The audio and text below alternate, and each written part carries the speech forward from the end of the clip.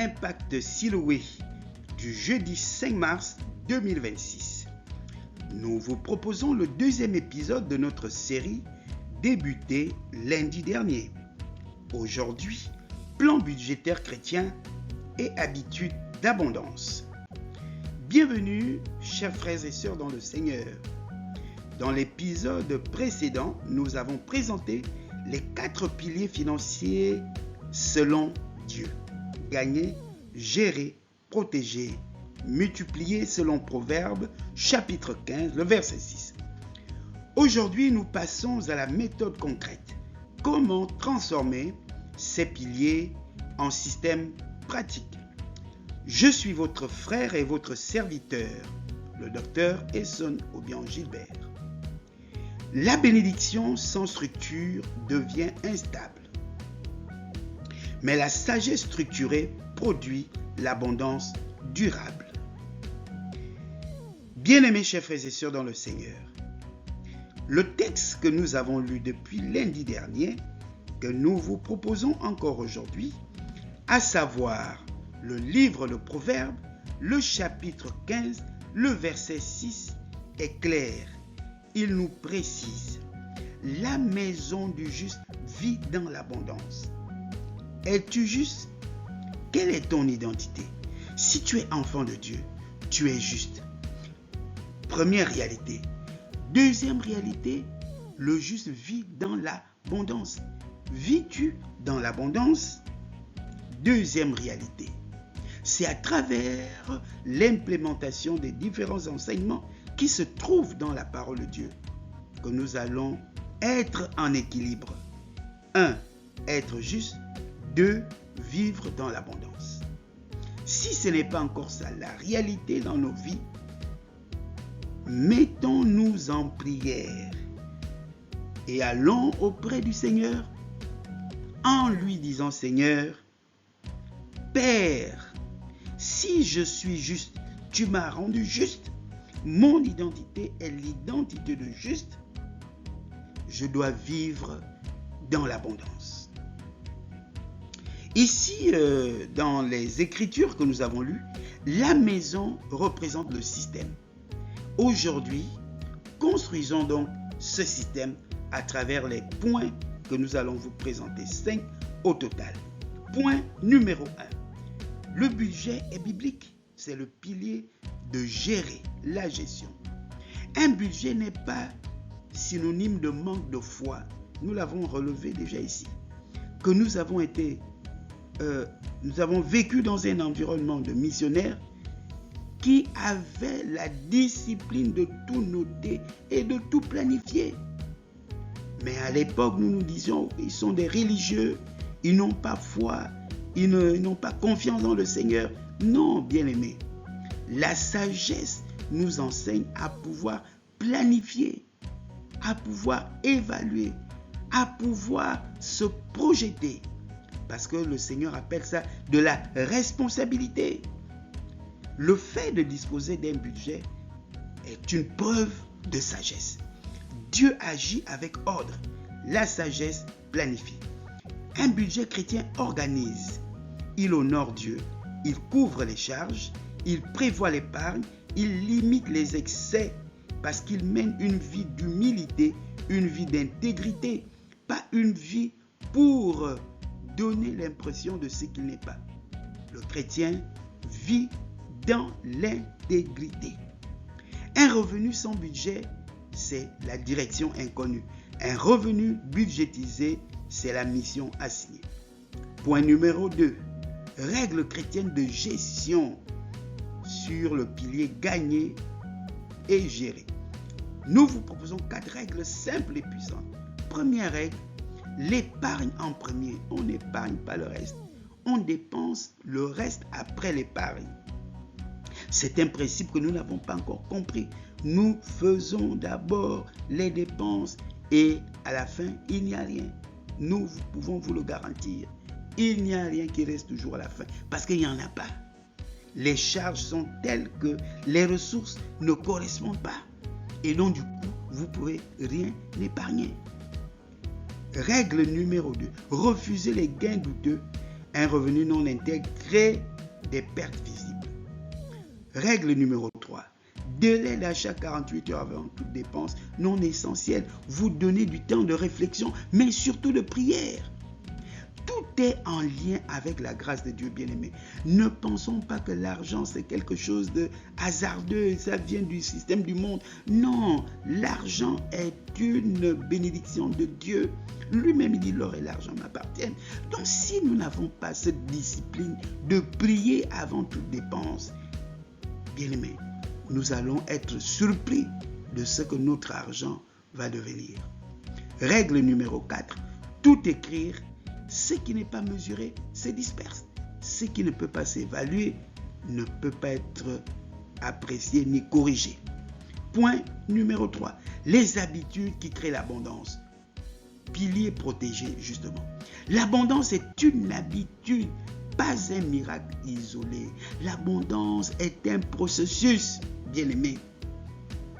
Alors nous vous proposons ces quelques habitudes à développer. Nous devons les écrire, bien-aimés. Ne perdons pas de vue que nous devons nous procurer un cahier à spirale. Parce que là, voyez-vous, nous sommes déjà au mois de mars. Avez-vous pris la peine d'avoir ce cahier à spirale pour noter? Si c'est le cas, prenez note de ces habitudes d'abondance. Le budget mensuel doit être écrit. Le suivi hebdomadaire. N'attendez pas la fin du mois pour vous plaindre. Suivez votre argent, suivez vos ressources de façon hebdomadaire. Chaque semaine, planifiez, élaborez. Épargnez automatiquement. Nous vous avons parlé de la prochaine rentrée scolaire qui va avoir lieu au mois d'août.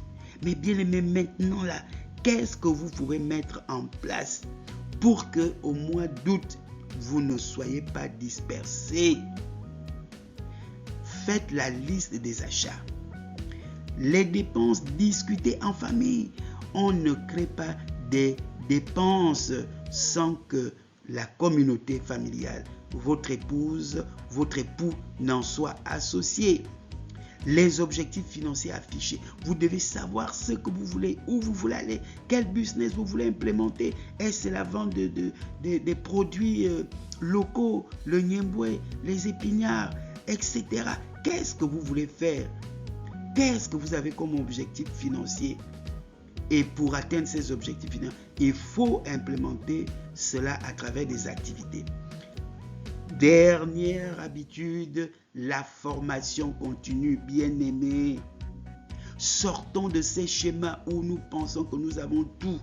Nous connaissons tout. Oui, je sais tout. Non, bien-aimés, soyons humbles pour reconnaître nos limites, pour reconnaître notre besoin d'aide, notre besoin d'être formé, d'être implémenté dans le domaine des finances, dans le domaine de l'entrepreneuriat. Oui, ça ne sort pas, ça ne vient pas comme ça, bien-aimés. Ce sont des mois, des années de formation, d'apprentissage. Alors, que ces projets, ces habitudes soient implémentés en nous et nous aident à améliorer notre système de gestion. La discipline quotidienne crée la paix financière. Point numéro 4, le système anti-imprévu. Protégez vos revenus. Les imprévus ne sont pas des surprises, ils sont des certitudes non datées. Ce qui est sûr, il y aura toujours une situation non prévue. Mais c'est ça la vie, c'est le mécanisme de la vie. Des situations parce que ce n'est pas nous qui programmons la vie. Le Seigneur nous demande de nous appuyer sur lui, de ne pas compter sur notre sagesse ni sur notre intelligence, mais que de tout notre cœur, nous puissions lui faire confiance. C'est ça la règle. Nous ne connaissons pas ce que le lendemain va donner, alors nous nous confions à celui qui connaît ce lendemain. C'est cela ce qu'il faut. C'est simple. C'est ça la maison stable. Enfin, point numéro 5, le plan de multiplication. Ne pas dépendre d'une seule source, c'est biblique, bien aimé. Nous ne savons plus comment partager cela avec vous. Et pourtant, plusieurs d'entre nous vivent ça tous les jours, jusqu'à la retraite, jusqu'à ce que nous voyons même des situations difficiles dans nos familles. Quelqu'un prend la retraite aujourd'hui, dans 2 mois, il n'est plus là. Bien-aimé, parce qu'il n'y a pas eu de préparation. Il n'y a jamais eu de préparation, mais nous voulons partager avec vous ces connaissances-là, ces réalités, pour que, en travaillant, nous soyons heureux, épanouis, et qu'à la retraite, nous soyons dans le repos, dans la quiétude, dans la liberté, bien-aimés, dans un environnement que nous-mêmes nous avons implémenté pendant que nous étions en train de travailler. Multiplier signifie développer une compétence rentable. Créer une activité secondaire produit une ressource vendable. Se former, conseiller et transmettre. Alors, bien-aimés, chers frères et sœurs dans le Seigneur, une source complémentaire progressive vaut mieux qu'une attente passive. Attendre, le Seigneur va nous bénir. Attendre, nous attendons. Non, bien-aimés, il ne s'agit pas d'attendre. Il s'agit d'agir. Nous vous proposons comme défi pour cette semaine ce qui suit. Écrire votre budget complet. Programmer une épargne automatique. Créer un fonds mini-urgence. Identifier une piste de revenus complémentaires. Définir une compétence à développer, bien-aimé. Si, au terme de ce trimestre 2026, vous n'avez pas encore défini, identifié une compétence, bien-aimé, là, il faut que nous puissions nous remettre en cause. Réfléchissez, priez, regardez autour de vous. Qu'est-ce que vous pouvez faire? Qu'est-ce que vous aimez faire? Que vous pouvez réaliser pour transformer cela en une opportunité de pouvoir avoir des ressources supplémentaires. Rappelons-nous cet ordre: gagner, gérer, protéger et multiplier. Si vous avez suivi cet épisode et qu'il vous a édifié, nous vous disons merci. La prospérité selon Dieu n'est pas seulement reçue, elle est construite. Elle est construite.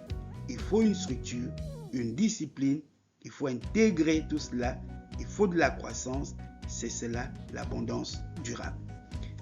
Merci à vous d'avoir été avec nous jusqu'à la fin de cet enseignement. Que le Seigneur vous bénisse et qu'il vous garde. Amen.